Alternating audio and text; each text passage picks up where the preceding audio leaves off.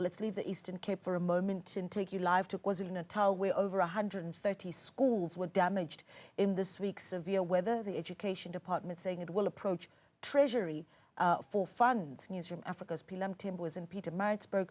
Phila, you saw firsthand some of the damaged schools. Describe for our viewers what it was that you have seen, and then talk to us about the challenge of needing to rebuild this infrastructure.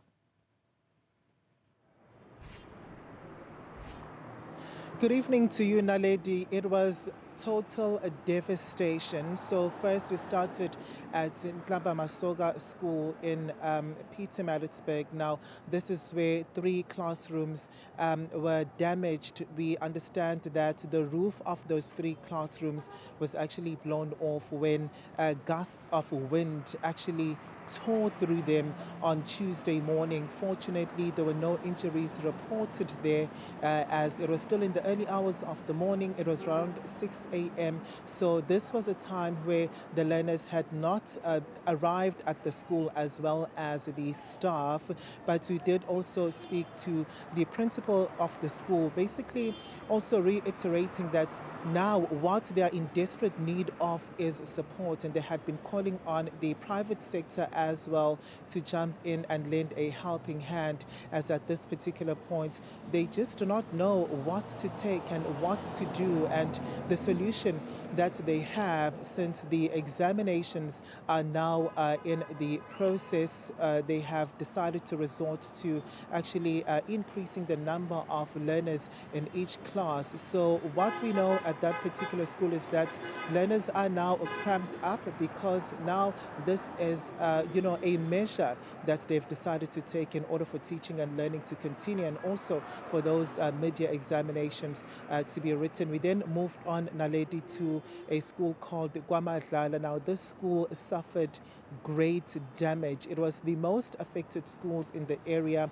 at around a 10-minute drive away from the school that we had first stopped by. So in this particular school, things are quite challenging, as teaching and learning has been halted, and there are no examinations which are being written there. When we did speak to the school principal, she said to us the reason why they aren't able to write any exams at this particular point is because there's also a power outage, so they cannot access any electronics and they cannot print anything, Naledi. And also something interesting that she mentioned, she said that there's been quite an increase when it comes to the number of pupils that have not been attending to the school. And the reason why this is the case is because some of their homes were damaged. They lost also some of their belongings, and at this particular point they are unable to make their way to school and continue. We then went on to Impendle, a school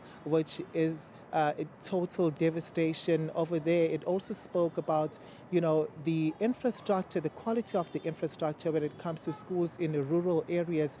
What we were met with there are broken windows, also a ceiling board which had collapsed due to severe weather.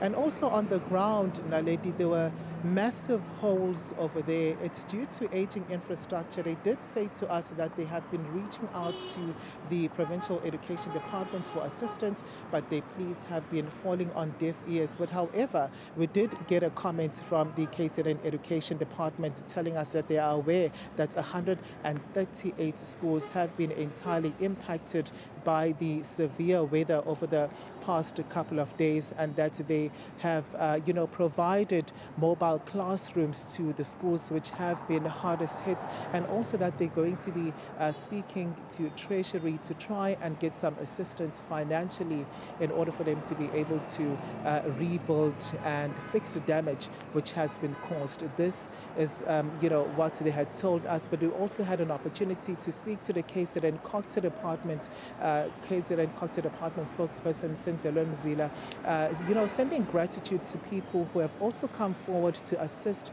those who have been incredibly affected. We understand that at this particular point they cannot quantify the damage entirely because the assessments are still continuing. During our engagement with him earlier on, this is what he had to say to us.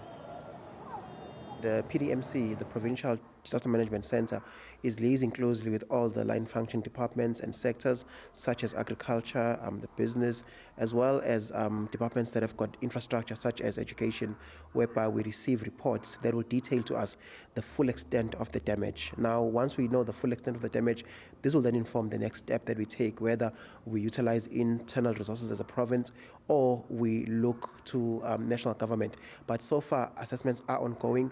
The MEC, though, has been very happy with what he's seeing as an outpouring of support, because we are seeing social partners working closely to provide relief to communities, and we've also provided relief. The MEC mentioned earlier on that we stockpiled our relief, and we've now sent that relief to municipalities to ensure that we respond swiftly. Our reporter Phila on that story for us. So that's, of course, in KwaZulu-Natal.